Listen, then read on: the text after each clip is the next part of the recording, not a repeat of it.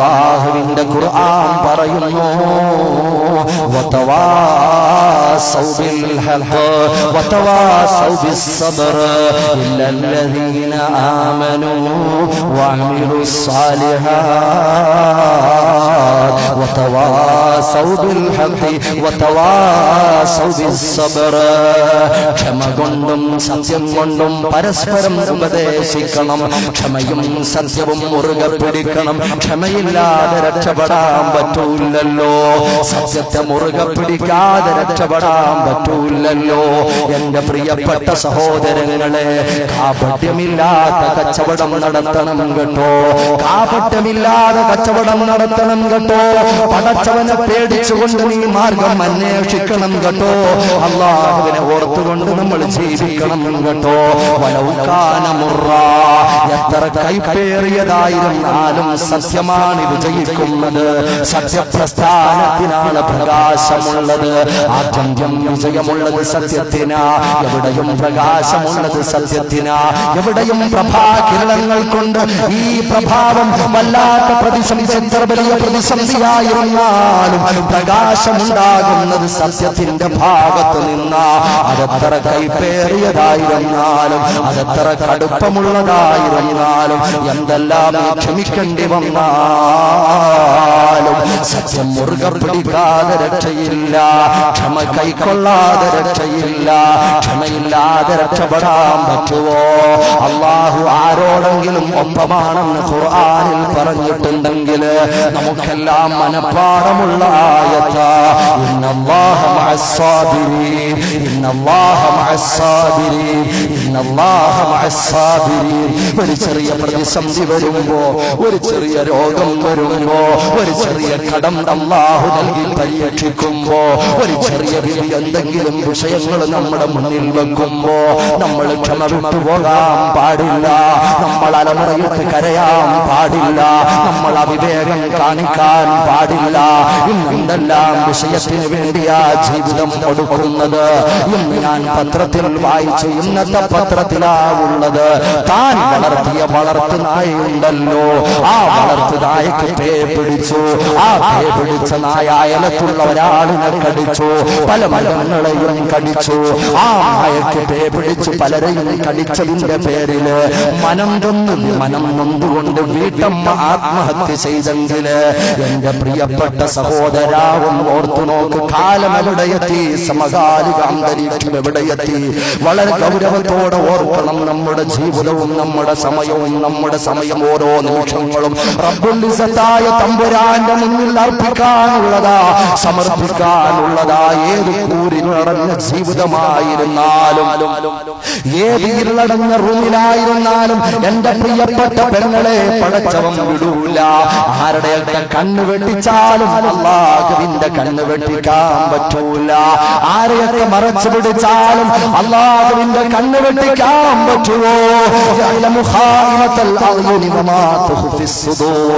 കണ്ണിന്റെ കട്ടുനോട്ടവും ഹൃദയത്തിൽ ഒളിപ്പിച്ച് വെച്ചിട്ടുള്ള വിഷയങ്ങളും വളരെ സൂക്ഷ്മമായി അറിയുന്നവനാ നമ്മുടെ റബ്ബ്. ആ റബ്ബിനെ കണ്ണ് വെട്ടിക്കാൻ പറ്റുമോ?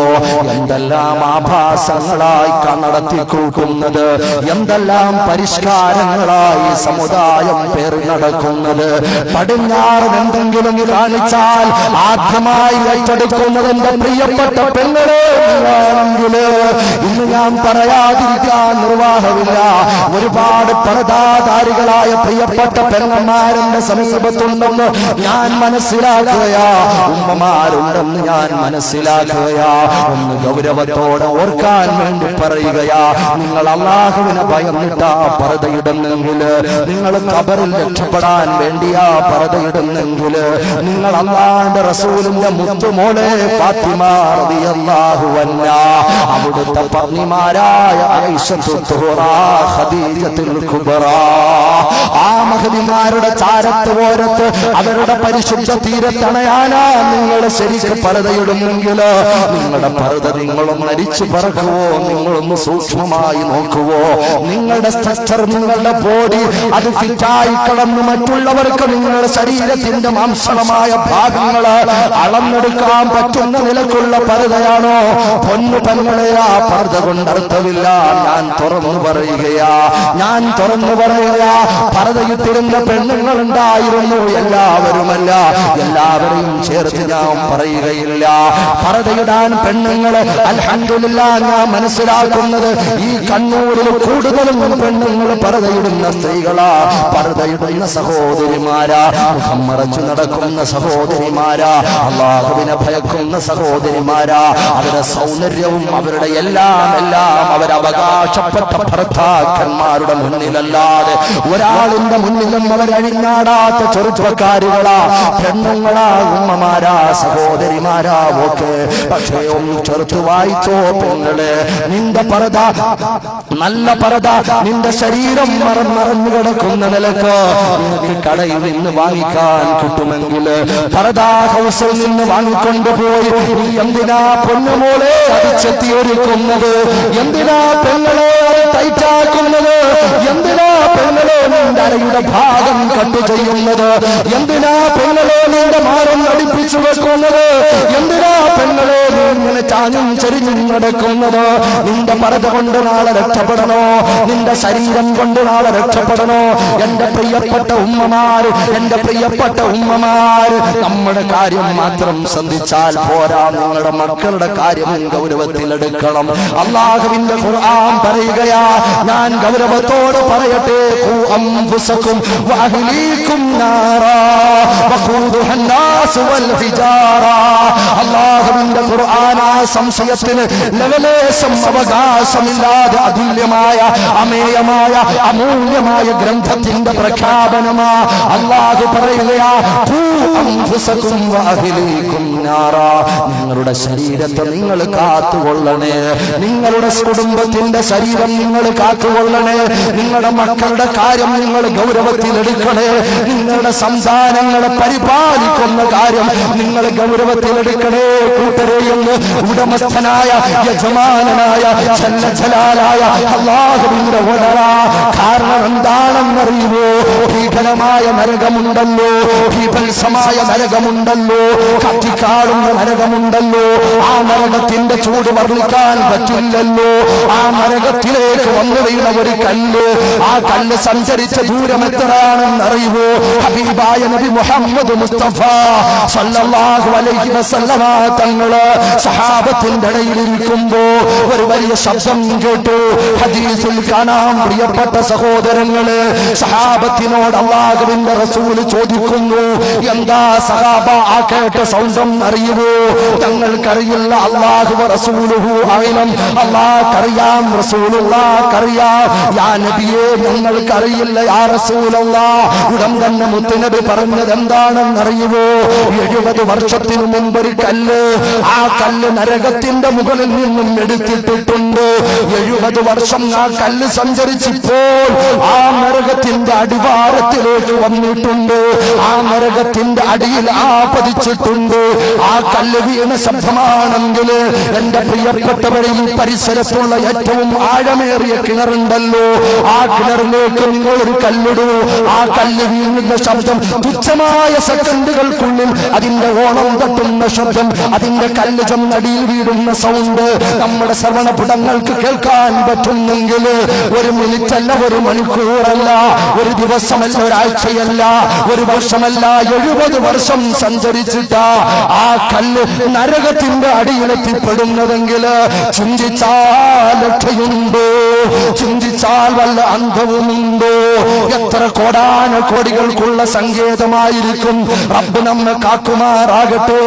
ആ നരകത്തെ പേടിച്ചിട്ടാ നിങ്ങൾ വസ്ത്രധാരണം നടത്തുന്നതെങ്കിൽ അങ്ങനെയുള്ള മാംസം നിങ്ങളുടെ ശരീരത്തിന്റെ വടിവുകള് മറ്റൊരാൾ കന്യപുരുഷന് കണ്ടാസ്വദിക്കാൻ പറ്റുന്ന നിലക്ക് ഒരിക്കലും ചെത്തിയൊരിക്കല്ല പെങ്ങള്. ആ പർദ്ദയുടെ മഹത്വം തകർക്കല്ല പെങ്ങള്. ആ പർദ്ദയുടെ മഹത്വം വലിച്ചെറിയല്ല പെങ്ങള്. എന്റെ പ്രിയപ്പെട്ട പെങ്ങളെ, നീയും ഓർത്തു നോക്ക്. കോളേജിൽ നീ പഠിക്കുന്നവളാ എന്റെ പ്രിയപ്പെട്ട പൊന്നോമന മക്കള്, എന്റെ ചെറുപ്പക്കാരെ നിങ്ങൾ ഓർത്തു നോക്ക്. സ്കൂളിൽ കഥാ പോകുന്ന സമയം വലിയ തിരക്കാ. പൂവാല ശല്യം കൊണ്ട് ഒരുപാട് ഡസൻ കണക്കിന് പോലീസുകാർ കോളേജിന്റെ മുന്നിൽ അണിനിരക്കുകയാ, സ്കൂളിന്റെ ഫ്രണ്ടിൽ അണിനിരക്കുകയാ. എന്താണ് കാരണമെന്നറിയുമോ? സമരമൊന്നുമില്ല, സ്ട്രൈക്കൊന്നുമില്ല, പൂവാലന്മാരെ കൊണ്ട് സഹിക്കാൻ പറ്റുന്നില്ല. പെണ്ണ് കാണാൻ വേണ്ടി സ്കൂളിന്റെ വരാന്ത തെണ്ടുന്ന ചെറുപ്പക്കാരാ, ആ കുടുംബ ബന്ധം നിനക്ക് സന്തോഷമാവുമോ? അല്ലാഹുവിന്റെ റസൂല് പഠിപ്പിച്ചതെങ്ങനാ? ഹബീബായ നബി തങ്ങൾ പെണ്ണ് കാണൽ ചടങ്ങ് പഠിപ്പിച്ചതെങ്ങനാ? അതൊന്നും ദീർഘമായി പറയാനുള്ള അവസരമില്ലല്ലോ, അതിനുള്ള സമയം പോരല്ലോ. ഞാൻ പറയുന്നു, സ്കൂൾ അതാ ബെല്ലടിക്കുന്ന സമയമാകുമ്പോൾ, രാവിലെ സ്കൂളിലേക്ക് കുട്ടികൾ പെൺകുട്ടികൾ അടിവെച്ചു പോകുന്ന സമയമാകുമ്പോൾ, നീ എല്ലാ ദിവസവും ഒരുപാട് കൂർക്കം വലിച്ച് ദീർഘനേരം ഉറങ്ങുന്നവനാണെങ്കിൽ സ്കൂൾ സമയമായാൽ നിനക്കുറക്കം വരുന്നില്ലടാ ചെറുപ്പക്കാരാ. നീ അതാ മുടിയൊക്കെ ചീകി നിന്റെ ബൈക്ക് എടുത്തുകൊണ്ട് നിന്റെ ടൈറ്റുള്ള ബന്യൻ അതാ ജിമ്മിന് പോയിട്ട് നിന്റെ മസിലുണ്ടല്ലോ, ആ ട്രൈസെപ്സും ആ ബൈസെപ്സും ആ ഫോറാമും വിങ്സും ചെസ്റ്റും എല്ലാം ബാക്കിയുള്ള പാർട്സുകൾ അവരോട് ചോദിച്ചാൽ അവർ പറഞ്ഞു തരും. അതൊക്കെ ഇങ്ങനെ അടിച്ചു പെരുക്കിയിട്ട് രണ്ട് ഭാഗത്തേക്ക് കൈ ഇങ്ങനെ വിടർത്തി വെച്ചിട്ട് കേവലം ഒരു 220 ഇല്ലെങ്കിലും ഇങ്ങനെ ആവേശത്തോടെ ചരിഞ്ഞങ്ങ് പറക്കുമ്പോൾ, എന്റെ പൊന്നുമോനെ, നിന്റെ മനസ്സില് നീ ഏത് സ്വർഗവാ നീ കാണുന്നത്? നിനക്കൊരു നായകനുണ്ട് കേട്ടോ, നിനക്കൊരു സംസ്കാരമുണ്ട് കേട്ടോ, നിനക്കൊരു നേതൃത്വമുണ്ട് കേട്ടോ, നിനക്കൊരു ആദർശമുണ്ട് കേട്ടോ. അതൊന്നും കളഞ്ഞുകൊണ്ട് അങ്ങാടിയിലൂടെ തെണ്ടവനല്ല. പെണ്ണിന്റെ പിന്നിൽ മുണ്ടി നിന്നാൽ തെണ്ടി, നേരിട്ട് കണ്ടാലുണ്ടു കുണ്ടാ മണ്ടി. ചെറിയ പ്രശ്നമൊന്നുമല്ല പുലിവാല സഹോദര, നിന്റെ ജീവിതം പിന്നൊന്നിനും കൊള്ളുകയില്ല. എന്റെ പ്രിയപ്പെട്ട പെങ്ങളെ, അതുകൊണ്ട് ഗൗരവത്തോടെ എടുക്കണം, അള്ളാഹുവിനെ ഭയപ്പെട്ട് ജീവിക്കണം. നീ ഏത് കാമുകനോടൊപ്പം എവിടെയൊക്കെ സഞ്ചരിച്ചാലും, നിന്റെ ഉമ്മയും ബാപ്പയും ഫാമിലിയോട് ഗൾഫിലാണെങ്കിൽ പോലെയും, നിന്റെ വീട്ടുകാര് ബാക്കിയുള്ള കുടുംബക്കാര്, നീ ഏത് പാതിരാത്രി ആരോടൊക്കെ കൂടെ പോയാലും, ഏത് പച്ച പാതിരാത്രി നിനക്ക് വാതിൽ തുറന്നു തരുന്ന നിന്റെ ഏത് ഉപ്പയാകട്ടെ ഉമ്മയാകട്ടെ കുടുംബക്കാരാകട്ടെ, അവരൊക്കെ വാതിൽ തുറന്നു തന്നാലും അല്ലാഹു സ്വർഗത്തിന്റെ വാതിൽ തുറക്കൂല പെങ്ങളെ. നിനക്ക് ഫാത്തിമാനെ കാണാൻ പറ്റൂല പെങ്ങളെ, നിനക്ക് ആയിഷാന്റെ മുഖം കാണാൻ പറ്റൂല പെങ്ങളെ. ഈ പരിശുദ്ധ ദീനുൽ ഇസ്ലാമിന്റെ ആദർശം കാത്തു സൂക്ഷിക്കുകയും അല്ലാഹുവിനെ ഭയപ്പെട്ട് ജീവിക്കുകയും ചെയ്ത തരുണീമണികൾ അതാ അടിവച്ച് സ്വർഗത്തിൽ പോകുമ്പോൾ, അല്ലാഹുവിനെ ഭയപ്പെട്ട് ജീവിച്ചതിന്റെ പേരില്, ആ സച്ചിത പാതയിൽ അടിയുറച്ചു നിന്നതിന്റെ പേരില്, പെൺകൊടികൾ സുഗന്ധം ആ സ്വർഗത്തിന്റെ കലാവക്കലാ, ഒരുപാട് വടി ദൂരം അടിച്ചു വീശുന്ന സ്വർഗത്തിന്റെ സുഗന്ധം ആസ്വദിച്ചുകൊണ്ട് ആവേശത്തോടെ ഉല്ലസിച്ചു പോകുമ്പോൾ, പെങ്ങളെ നിന്ന നരകത്തിലേക്ക് വലിച്ചെറിഞ്ഞാൽ അവിടെ ആരാ രക്ഷപ്പെടുത്തുന്നത്? അവിടെ ആരാ നിന്നെ സംരക്ഷണം നൽകുന്നത്? ആരാണ് നിനക്ക് ജാമ്യം നൽകുന്നത്? ആരാണ്, ഏത് പവറാണ് നിന്നെ നരകാമിയിൽ നിന്നും രക്ഷപ്പെടുത്തുന്നത്? അതുകൊണ്ട് ഗൗരവത്തോടെ ഓർക്കണം, മാതാപിതാക്കളെ,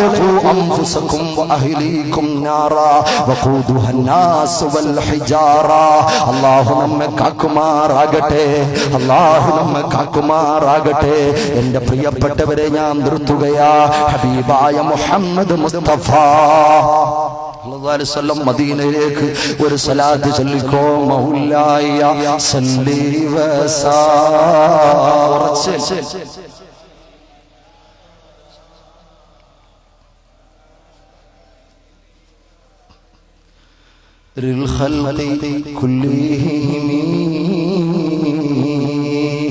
ആ മുത്തുനബിയിലേക്ക് നമുക്ക് പോകേണ്ടവരല്ലേ, ആ മുത്തുനബിയെ നമുക്ക് കാണേണ്ടവരല്ലേ.